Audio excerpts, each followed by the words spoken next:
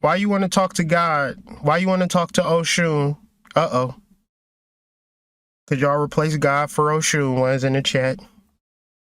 Y'all just took out Jesus and put Oshun in there, and now you trying to get Oshun to help you get some money in the man, just like you used Jesus for.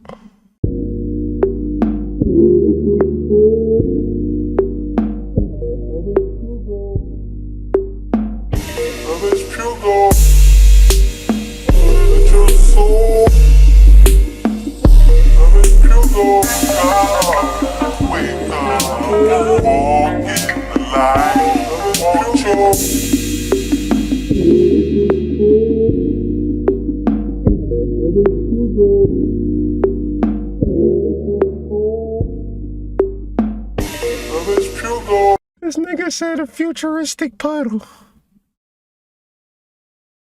So, one of the things that really inspires me about life is love. Since I was a child, I've been fascinated with love. Like the concept of love. I'm very into love, right? The interesting thing with like people, I thought everybody was like, because I would watch certain movies and shit like that, or read certain books and shit like that, because I got a vivid imagination. So I just be like, shit, it's time to love. It's trying to get into some love type energy. I'm 37. I'll be 38 August 23rd. Motherfuckers don't be actually really feeling like they actually gonna be in love, or like love ain't the most important thing. Niggas be really wanting to get like an extra $20 out they check or some shit. Like it be like niggas will forego love for like some petty shit. Like motherfuckers will be watching like the fourth quarter of a basketball game. It'd be a blowout. You already know who gonna win. Niggas will still watch it. Love be walking right by them. They'd be like, man, I gotta finish this goddamn game. Okay? Now, and I'm telling you, just because you in a relationship don't mean you found love. Because a motherfucker can use you. Listen, it's amazing to use a motherfucker. Because when a motherfucker don't love themselves, it puts you in prime position to be used. Some of us feel like we are in a relationship, but the reality is that you being used, because love is not found in boy and girl, or girl and girl, or boy and boy, or however you get down. Love is found within human being and soul. Let's go back one time for the 2 times, because it's very important.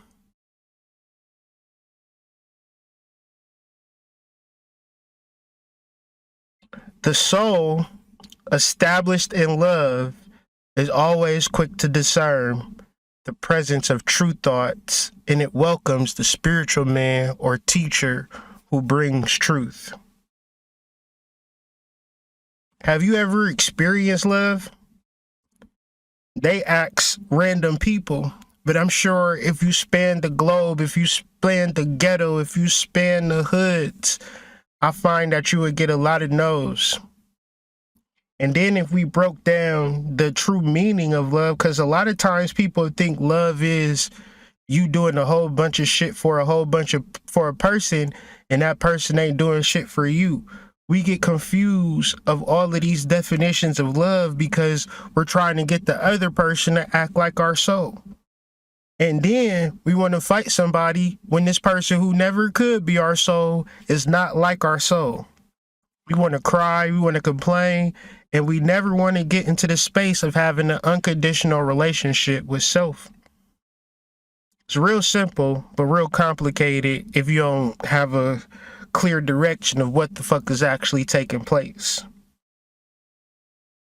So, in studying Aphrodite, the Greek goddess of love, you get into an overall understanding of why did people worship Aphrodite? Why did people worship these ancient goddesses of love?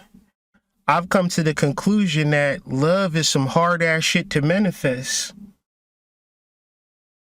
Love ain't easy to manifest. You more likely to get somebody to use you. One in the chat. You more likely to get somebody to play you, one in the chat. You more likely to get somebody to take advantage of you, one in the chat. When you find somebody that actually love you, say for instance, you do find somebody that love you, you probably fucked up that relationship by not reciprocating the energy. Y'all ever lost somebody? Y'all ever not been ready and played around with a person and they stopped fucking with you? Like, it's hard. And a motherfucker can get on here and say, well, I'm in a relationship, so I got it figured out. Why is it you the only person talking about your relationship? I would love to hear your wife's explanation of how she feel. I would love to hear how your husband feel, because you doing all of the talking. I don't think it is what you say it is, Mr. Ma'am. I promise you, you get into the nuts and bolts of a relationship, you would be like, God damn. God dang. That's why motherfuckers be like, it's better off being single, because these relationships is toxic as fuck. Ones in the chat. No, it's not luck. It's two people knowing the value of each other and working extra hard to keep each other. Some people say, I ain't working to keep nobody because I'm the prize, I'm the hot shit, I'm the greatest person in the world, and this person should be serving me. Y'all know what that does?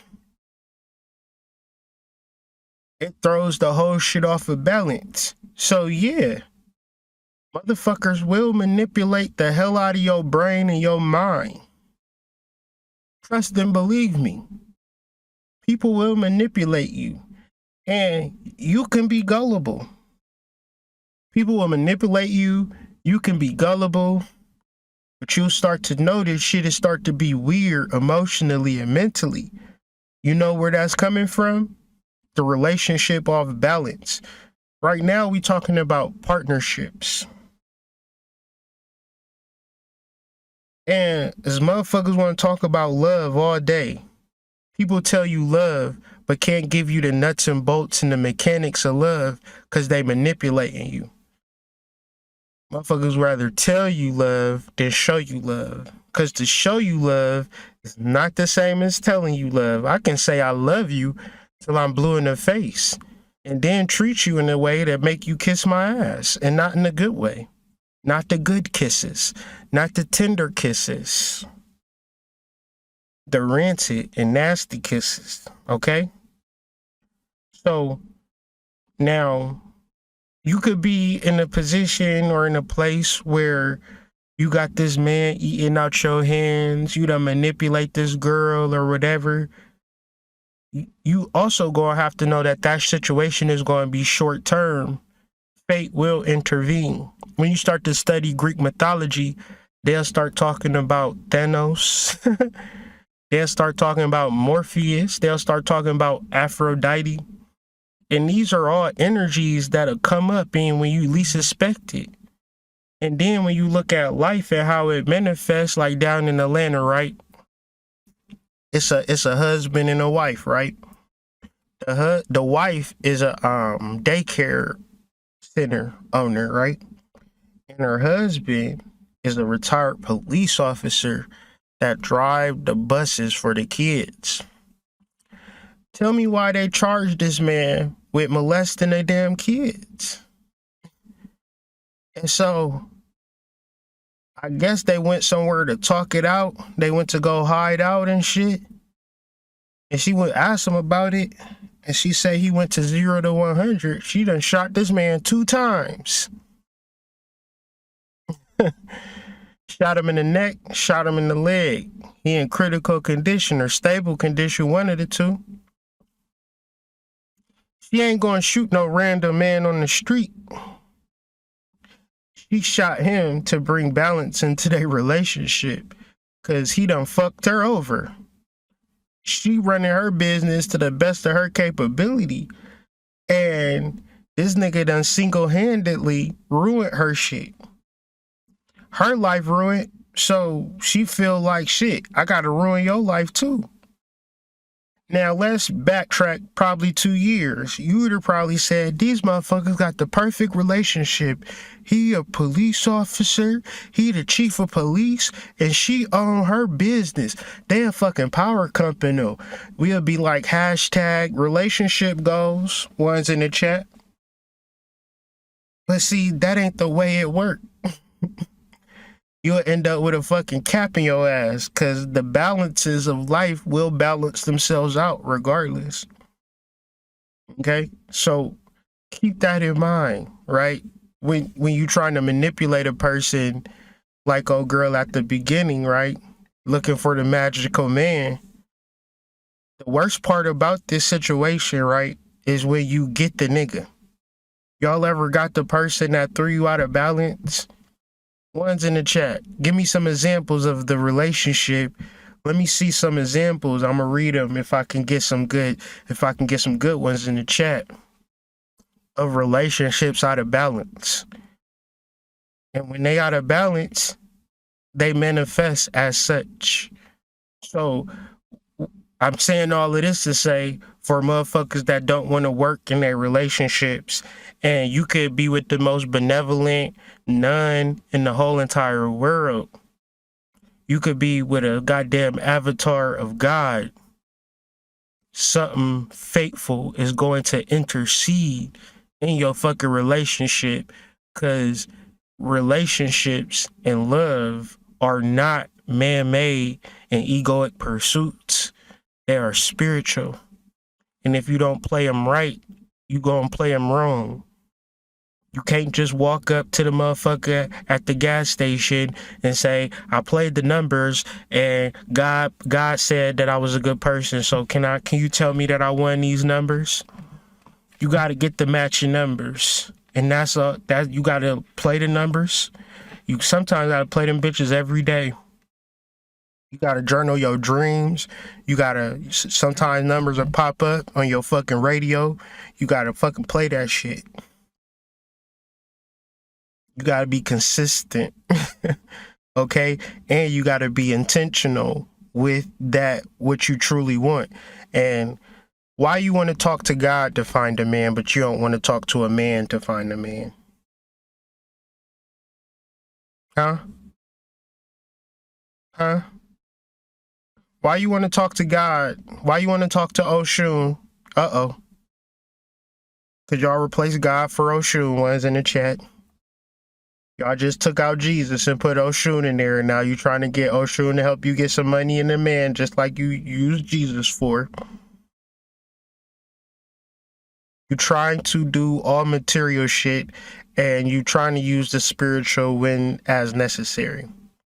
Where in your relationships, what would be your key relationship? Your relationship that you have with Source should be in balance. What does Source want? Time and attention. What's the problem? You give your time and attention to the internet, conscious niggas with fake ass sex magic courses. My ex-husband trying to come back after years of separation. Uh-oh. He love you more than he love his soul. She will pop a whole bottle of pills and call me because she knew I'd be there for her. She love you more than you love your soul. Okay? Them shit, like, you gotta start to pay attention. You gotta start to pay attention. You gotta have a safe and healthy environment with yourself. Because imagine the way that you talk to yourself. Imagine the way that you treat yourself. And then start to counterimpose that with the type of interactions that you have with people. What about you allowed the doors open to a person that wanted to use you only in the space of making you feel guilty or responsible for their death? Because that's what she doing. But as much as you love this person, as much as you care about this person, you might love her as much as you say you do. However, you learn to put it in out of order, or you learn to value the love for her more than you value the love for yourself. And trust me, loving yourself is not an easy thing to do. Imagine waking yourself up at the crack of dawn, sitting in darkness and silence. Nope, y'all wake up, the sun be shining, kids be running around. What you be doing? Scrolling on Instagram. You will like a post talking about self-love, one's in the chat, but the actual application of it, very, very difficult. Okay? I wonder what it's like to have someone fall for you. And I mean really, really fall for you. Not just they want to get in your pants and get some pussy. Not because they think you attractive, they think you look halfway decent, but be consumed with every little piece of you. The way they talk, the way you laugh, the way you just exist. To everyone in love. You don't know how lucky you are. You don't know how lucky you are because ain't nobody ever really experienced that. Motherfuckers really do fuck with you because of what you offer them. Because you know for a fact, if you wasn't the type of motherfucker to offer a person shit, you wouldn't have got no love. I know for a fact I was the same nigga I was when I didn't have nothing to offer. And when I didn't have nothing to offer, this quote unquote love that was offered to me wasn't there. So what am I trying to say? Ain't nobody gonna give a fuck about you until you learn to love yourself. And the troubles that you having with people is mainly the trouble that you having with yourself. So as much as you think a person is lucky to have a relationship, it's ubiquitous and all around you to tap into the love that you have for yourself. It's not a matter of luck. It's a matter of consistency. It's a matter of awareness. It's a matter of effort. It's a matter of practice. So once again, we get into this space of, honey, I deserve love. I deserve love.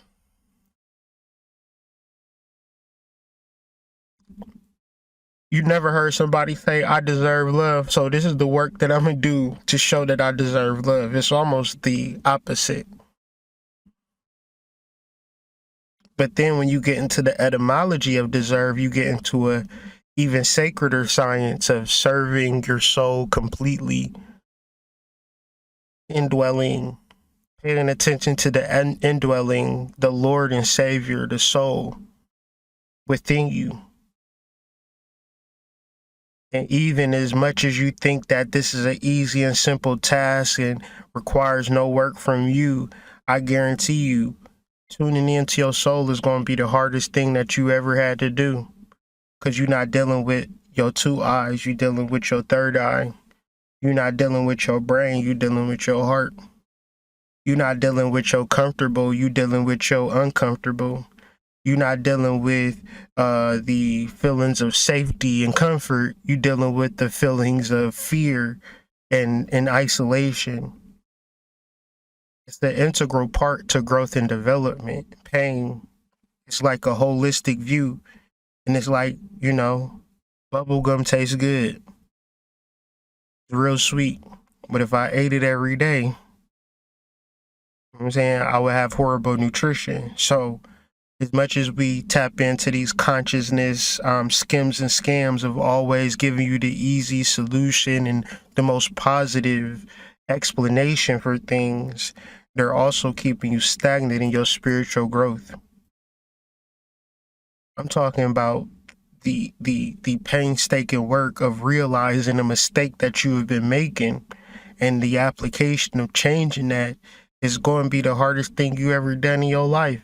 Because generally, spirit or the ego will give you a comfortable situation. It'll give you a situation that you taking advantage of. It'll give you a situation that you need to get up off your ass and change. Now, the deeper part about intuition that most people don't talk about, but they say it, but they don't really explain it. Follow your intuition. Like, follow it wherever it's leading you. You can't be following your intuition and being logical. You can't be following your intuition and being passive. It's an uncomfortable journey that one that you start to take. The reason why it's so uncomfortable is because you got to deal and dwell in silence. The reason that you dwell in silence is because you're in fight or flight, and because your body is pumping cortisol and it's pumping adrenaline, and you really don't give a fuck about what your soul is telling you. So your mind is not quieted. So as much as we're saying practice meditation, it might take you 5 years to get to a point where you're in a space where your mind is quieted, that you can actually listen to your soul. So if I told you to do something for 5 years that really didn't make no sense and you really didn't hear shit, most of y'all are gonna quit.